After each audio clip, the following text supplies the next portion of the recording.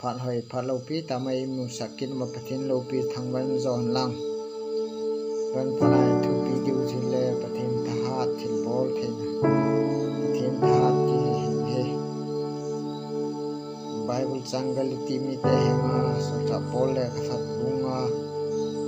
sang som na gup ne ga simiti ba ke ma wangin hagawin chonun ka ti he chu te ta sakhelam lum tup chu sulit lo tu hi ve Bible thing so pathin san chan phathi bu nam so piula nau te ho il ten gel lo han so sin na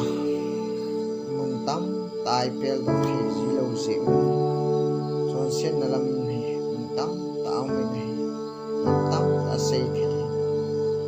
yesun son sin na mun ne gu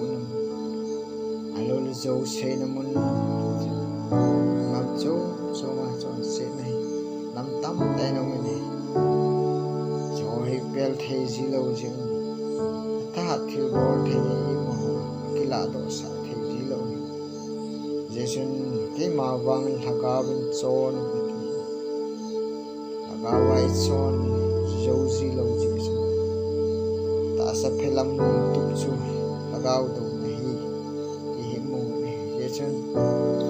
tu jan phan hen ulangau te ho chon phat lama tam pi hi ji ti ki ni choi phami ta sun tam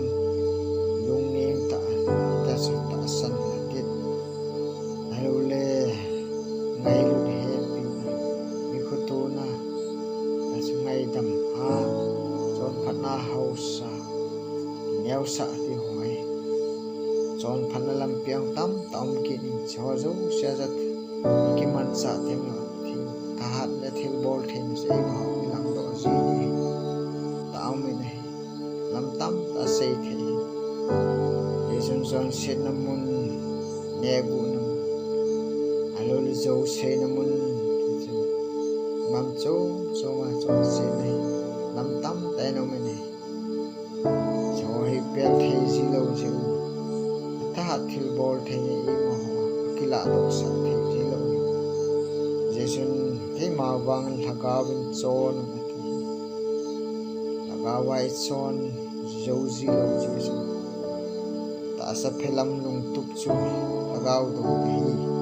hi mu jesun tu jan phan hen ulangau te ho chon phat lama tam pi hi ji ti ki ni hi choi phami ta sun tam lung ning ta ta su ta san ki alule ngai lut he pi mi tu na ta su ngai dam ha chon phat na hausa